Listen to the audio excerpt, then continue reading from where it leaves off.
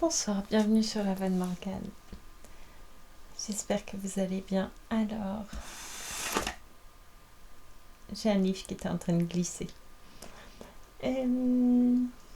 Qu'est-ce que je voulais dire? Je voulais vous lire un petit texte. Enfin, un petit texte, je ne sais pas si c'est si petit que ça.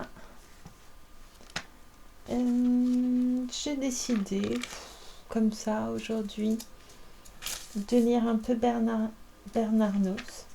J'arrive même pas à prononcer son nom. Pardon. Oh, c'est bien parti là. Là, je sens que vraiment, je suis bien partie.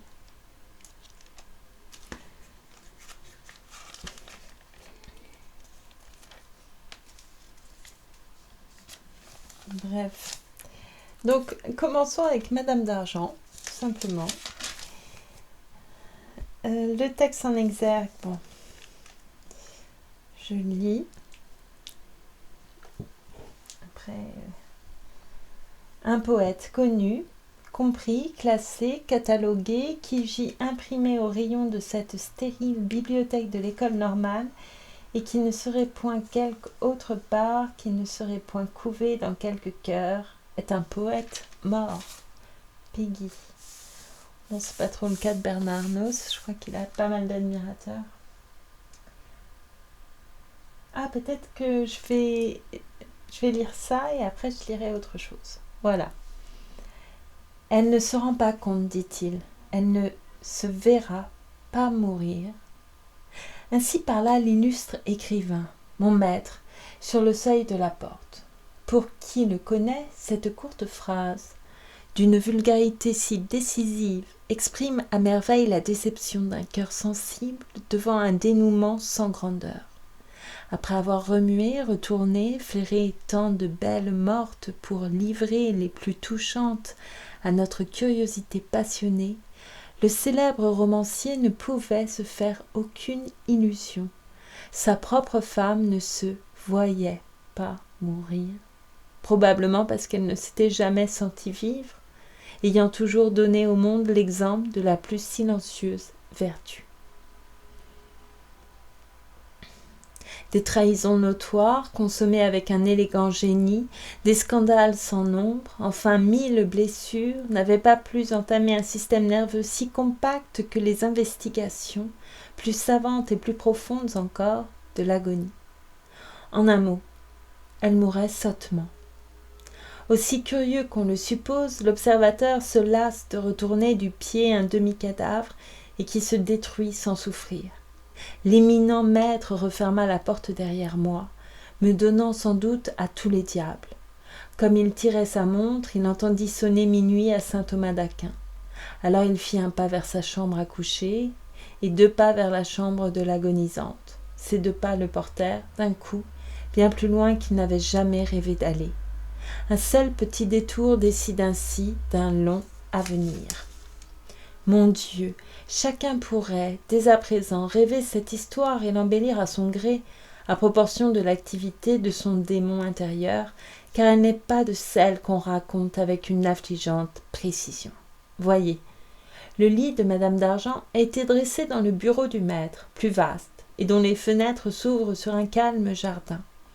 Contre la bibliothèque, dans son fauteuil de cuir, la sœur garde-malade s'endort au ronron du foyer. Tout repose alentour, sauf un petit cœur tendu qui veille et ne veut pas mourir.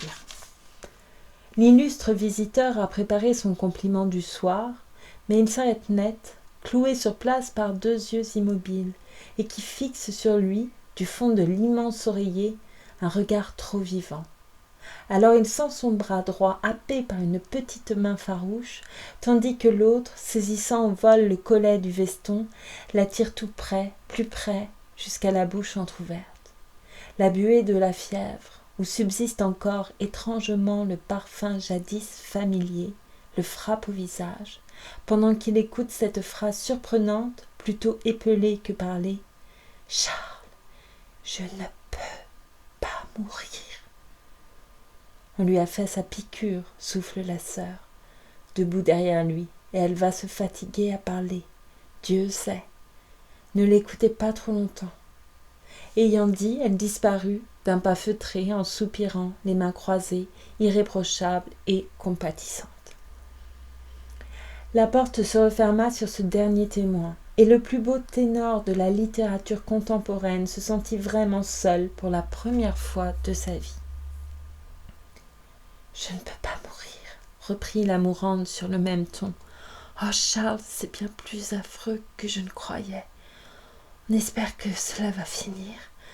On est arraché hors de soi comme par une vague de fond. Mes pauvres os sont creux, légers comme des plumes. Au-dedans et au-dehors, il n'y a que du vide. Oui, tout est vide et flottant, hors de cette affreuse tête de plomb. J'essaie de me tromper moi-même, de rêver que je m'endors, que j'oublie, que je glisse. À quoi bon ? Jamais ma pensée n'a été plus lucide, ma mémoire plus nette, merveilleusement active dans une lumière crue, aveuglante, implacable. Oh Charles, je n'en finirai jamais de mourir. Il a écouté ces étranges paroles avec une surprise croissante, mais la dernière plainte, si naïve, réveille en lui quelque chose de plus fort que la pitié. Un certain accent de la faiblesse, un cri d'appel à la conscience virile déchire n'importe quel homme. Elle s'est retournée vers la ruelle, et il ose maintenant la regarder à travers de vraies larmes. Qu'elle est jeune encore, à 40 ans, et blonde. Comment ? Il l'a aimée 1 an, peut-être 2. Ils ont vécu côte à côte. Oh, stupeur ! Et pour la première fois, il s'aperçoit qu'elle a été, sous le même toit, une étrangère, une mystérieuse étrangère. D'où revient-elle à présent, la vagabonde ? Quelle trame inconnue a-t-elle achevé de tisser la petite main de cire qui frémit à peine sur le drap, inoffensive, sa tâche accomplie ? Reste là, dit-elle, reste là toute la nuit. Je ne te vois plus. Il y a d'ailleurs une grande étendue d'eau, poursuit-elle avec beaucoup de gravité. Ce doit être un lac. Impossible d'aller plus loin pour aujourd'hui. Attends que je me penche. Tiens-moi ferme. Oh, oh, oh. Elle se penche en effet, puis elle se rejette en arrière, avec un gémissement contenu, profond, plus terrible que le cri. Mon Dieu, Hélène, bredouille naïvement l'éminent maître. Allons, calmez-vous. Elle pose sur lui un regard indéchiffrable, étrangement attentif et limpide, mais où passent et repassent les grandes ombres de la catastrophe intérieure. C'est que je me suis vue, dit-elle, dans l'eau. Elle se tait, s'apaise, sa petite main moite et légère dans celle de son mari. Il la guette à la dérobée. De longues minutes s'écoulent. Littéralement, il s'assoupit d'inquiétude, de pitié, d'un lourd et indéfinissable ennui. À présent, l'air du dehors glisse avec lenteur dans l'atmosphère compacte et fade de la chambre. Le vieux jardin rôde et flotte autour de la fenêtre entr'ouverte. Et même l'odeur des œillets, plus agile, au bout de sa trajectoire invisible, vient mourir auprès du lit. L'horloge sonne 1h du matin. Il se dresse lentement. Lentement, il a dégagé ses mains à demi. Le voilà debout, retenant son souffle, les yeux fixés vers la porte. Trop tôt. Déjà les doigts de la mourante sont liés aux siens, et il voit sur lui ce même regard vivant, sérieux, imperturbable. « Reste encore, dit-elle, reste toujours. Me croyais-tu déjà morte ? Je réfléchissais seulement. Est-ce que ça peut s'appeler réfléchir ? Il y a dans ma tête un vide effrayant. Toute ma vie se reforme là, murmure-t-elle en se frappant le front, ligne par ligne. À chaque seconde, un nouveau souvenir, le plus secret, le plus ancien, le mieux dissous dans le passé, remonte comme une bulle d'air et vient crever à la surface. Peut-être suis-je morte. Seulement à mesure que je me détruis, un autre être se reforme plus haut et j'ai vu tout à l'heure son vrai visage. C'est comme si je devais le voir toujours. C'est la fièvre, ma pauvre amie, dit-il. C'est la fièvre de minuit, demain matin. Ah non, s'écrie-t-elle, demain matin. Je ne reverrai pas, je ne veux pas voir un autre matin. La grande affaire se fera cette nuit. Tu peux bien tout de même me donner 1 heure de ton temps, poursuit-elle avec une rage croissante. Tu ne vas pas me laisser là, à la minute décisive. Ah, je sais pas, tu ne m'as jamais aimé. M'as-tu seulement regardé? S'il y avait un autre monde, tu m'y reconnaîtrais pourtant, parce que je suis toi-même, entends-tu? Toi-même. Et elle ajoute gravement ce mot profond dont un prochain avenir allait révéler aux malheureux la trop parfaite justesse, la diabolique simplicité. Ce que tu as rêvé, je l'ai vécu.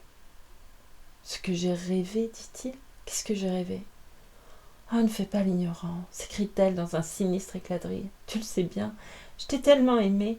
C'est comme si insensiblement tu m'avais repoussé hors de moi-même, doucement, sans violence. Et tu ne m'aimais déjà plus. Je me suis tue d'abord et puis j'ai senti que je me tairais toujours.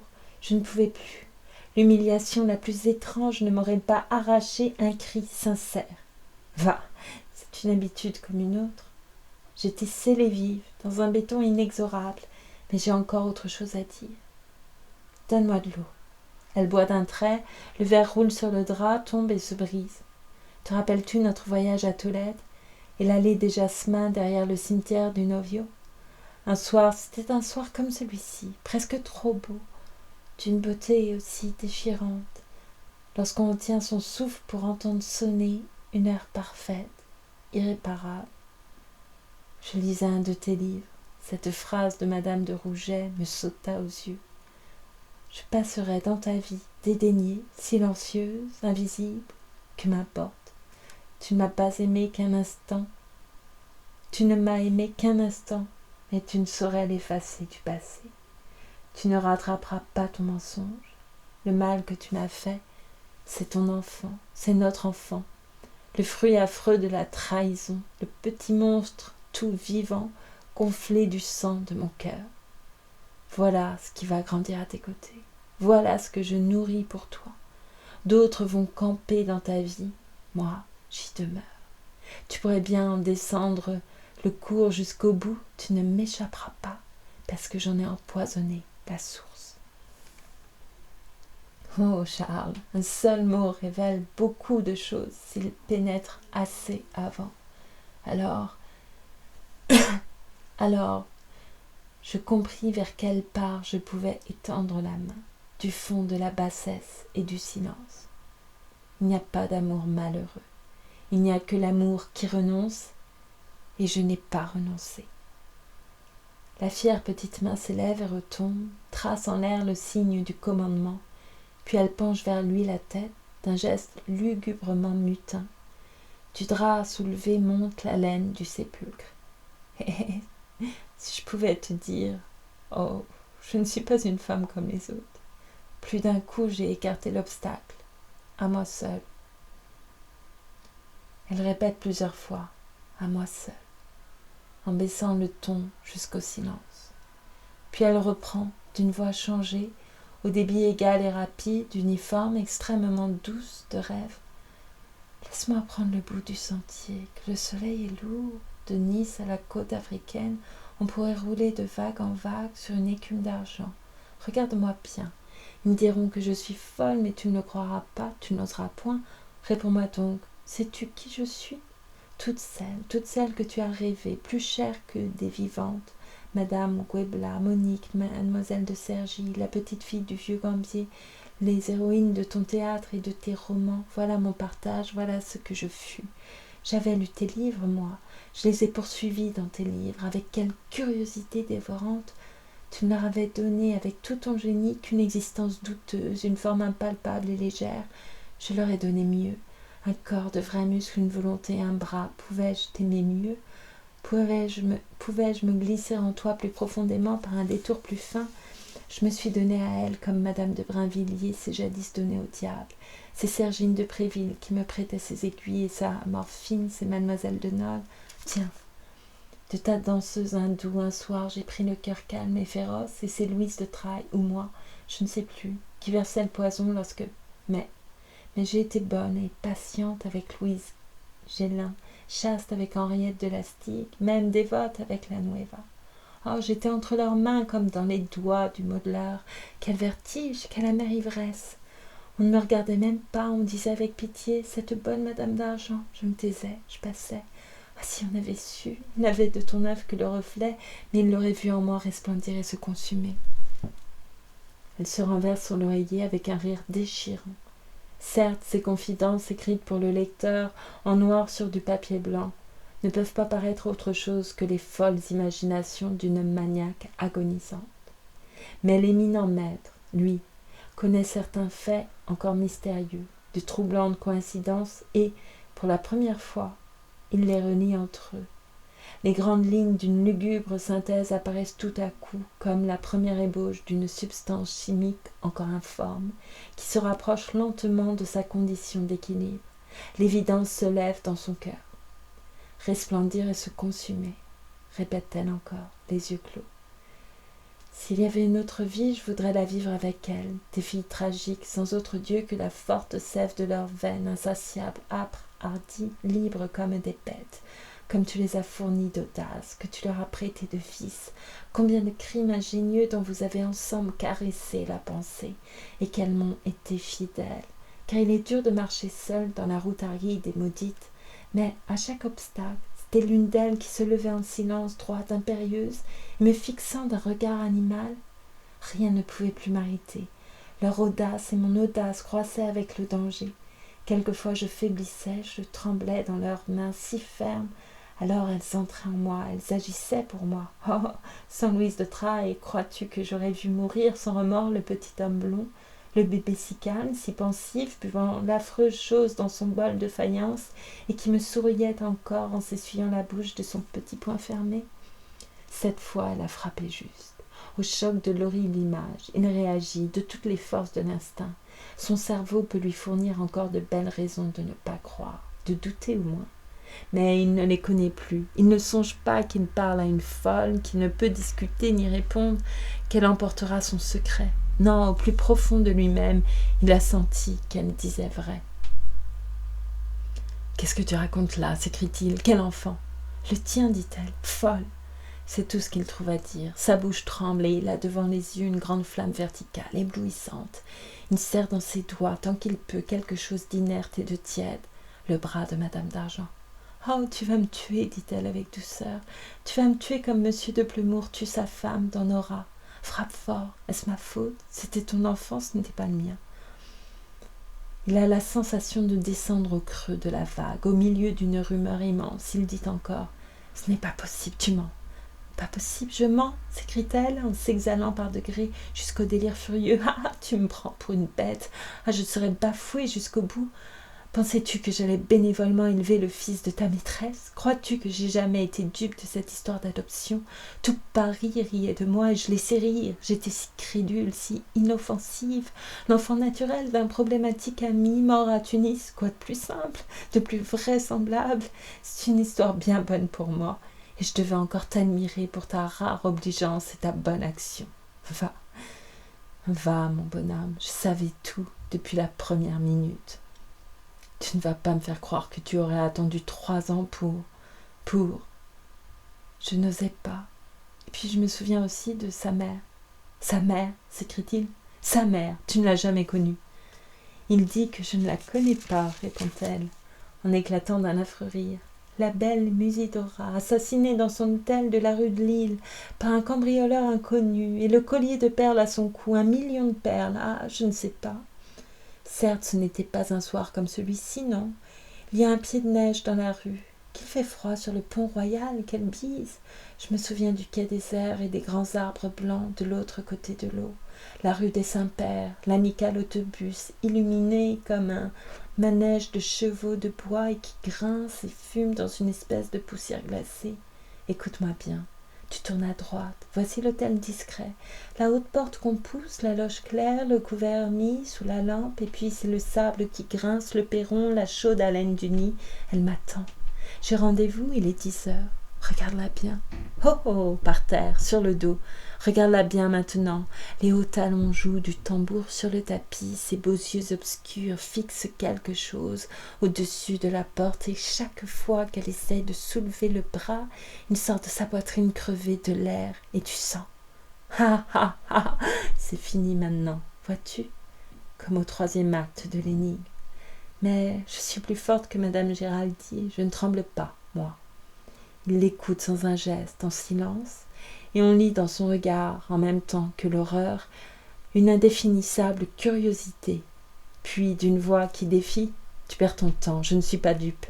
Il y a de vrai dans tout ceci qu'une chose, peu de choses, ta perfide et secrète pensée, ta vanité, ton envie, ta haine. Oui, une haine de 20 années. Crève à présent comme un abcès. J'ai eu des torts, bien sûr, ajoute-t-il avec ingénuité. Oui, c'était mon fils, je ne le nie pas. Il est mort, cela est passé.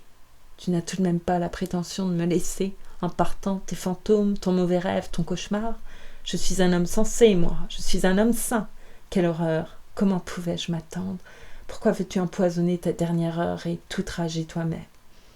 Et il ajoute, baissant le ton, presque tendre. Repose-toi, voyons, oublie tout ceci. J'ai peut-être parlé trop durement, mais je songeais plus à ta maladie, à tes souffrances. Je ne songeais plus à ta maladie, à tes souffrances, à rien. C'est idiot. Tu ne sais pas les mal que tu m'as fait. Je n'ai pas menti, dit-elle, méfiante. Tu ne comprends pas. Ne recommence pas ces folies. Des folies? Il ne veut pas me croire. Il ne me croira plus. Il est trop tard maintenant. Oh lâche, laisse-moi mourir au moins, s'écrie-t-elle d'une voix tonnante. Prends ta part de mon fardeau. C'est le secret, c'est ce secret qui me tient en vie. Il faut que je parle, que j'avoue, que je crie, que je l'expulse, que je me vide de ceci. Je n'ai pas menti, dit-elle après un silence. Une deuxième fois, l'accent de sincérité absolue, décisive, la voix posée, ferme, implacable, après un orage de cris, le touche aux entrailles. Tu mens, jette-t-il hors de lui. Oh miracle! Il a vu à peine le flot des draps et des linges soulevés, tirés au pied du lit, d'un seul coup, et elle est déjà devant lui, à sa hauteur effroyable. Son corps maigre flotte dans la chemise et à travers la batiste apparaît sur sa poitrine, et jusqu'à ses flancs la répugnante morsure des ventouses. Une minute. Elle plonge son regard dans le sien, un regard que rien ne soutient plus, pareil à une cruelle bête lâchée, libre. Puis elle fait jusqu'à un secrétaire, dans l'angle de la fenêtre, 3 pas saccadés. Sa main plonge dans un tiroir. L'a-t-elle pris et lancé, ou bien s'est-il échappé tout seul? A-t-il fait seul ce bond dans l'espace, jusqu'au pied de l'éminent maître, l'étrange objet, luisant comme une flamme, et qui fait en tombant un curieux bruit, vite étouffé? Il regarde à ses pieds, il regarde de toute son âme le collier mystérieux, les 32 perles du duc de Roscovitch, les perles célèbres, vues jadis tant de fois sur les épaules de son ami, sont là, dans une buée de sang. Mais cette buée est dans ses yeux, à lui. Il voit à travers cette buée la folle, impassible, assise sur son lit, les 2 jambes nues pendantes. C'est elle le mauvais ange, la diabolique providence, son destin tragique. Une seconde, il n'en doute plus. Elle a tué la mère et le fils, silencieuse, implacable, secrète et sûre. La colère, une colère d'enfant ou de demi-dieu, une explosion de l'instinct. La chambre du crime et de l'agonie lui paraît tout à coup immense, infinie, déserte, pareille à une steppe de cauchemar. Une âcre fumée l'étrangle, il jette ses mains en avant. La folle cherche à fuir, se cramponne au rideau du lit de ses 2 griffes. À quoi bon? Il pèse sur elle de tout son corps, de tout le poids du corps et de l'élan. Il ne voit plus, mais ses doigts voient pour lui. À peine garde-t-il le souvenir d'une tête renversée en arrière, d'un cou qui se brise et d'un plaintif gémissement. Le geste fatal, plus rapide qu'une pensée, a tué d'un seul coup et si vite que dans le visage déjà rigide, la bouche amère tremble encore. On a su depuis que Madame d'Argent était morte dans une crise de délire furieux entre les bras de son mari. Depuis, l'éminent maître a repris sa course aux honneurs et à la gloire avec un vigoureux optimisme. Que craindrait-il, en effet? Un auteur ne se trouve pas 2 fois dans sa vie face à face avec une créature de chair et de sang qui ressemble comme une sœur à ses rêves dont s'amuse, avec le lecteur complice, une élégante perversité. Qui sait, pourtant? Plus d'une image meurtrière dont l'écrivain se délivre 10 siècles après, remue encore dans un livre. Et c'est la fin de Madame d'Argent.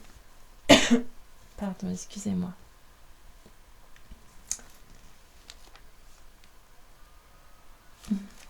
C'est ce qui s'appelle être prise dans le texte. Vous voyez le rythme. Ça, c'est de l'écriture au cordeau. On ne peut pas dire le contraire.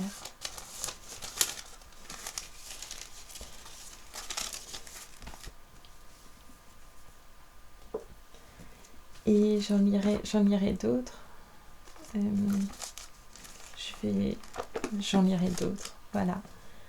Mais ça m'a fait plaisir, c'était vraiment pas prévu. Vous pouvez le voir à ma tête qui était plus prête à... Je ne sais pas à quoi, je peux être prête à me coucher ou à dormir longtemps. Il y avait cette lettre. Ah non, je suis pas à la bonne page. Mince alors.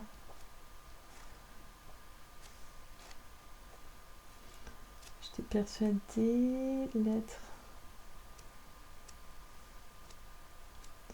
Eh bien écoutez, je la lirai à un autre moment. Je voulais lire une lettre. Mais je ne trouve plus la bonne lettre. Tant pis. C'est comme ça, je note pas les pages.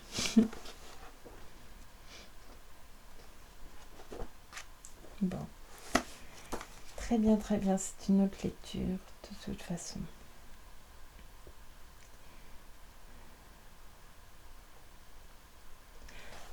Je vous remercie beaucoup pour votre écoute. Je ne vais pas chanter non plus, je crois que je couvre quelque chose parce que il y a quelque chose, enfin tant que c'est par là et que c'est pas dans les poumons, moi ça me va. L'important c'est que ça ne descende pas dans les poumons. Je vous remercie beaucoup et je vous souhaite une belle nuit ou une belle journée parce que ce n'était pas une lecture murmurée, même si je n'étais pas tournée vers le micro, donc j'espère que le son sera bon. Voilà. Je ne dis rien d'intéressant, on est d'accord. Hein. Je suis encore dans le texte en fait. C'est ça quand c'est bien écrit, vraiment très très bien écrit.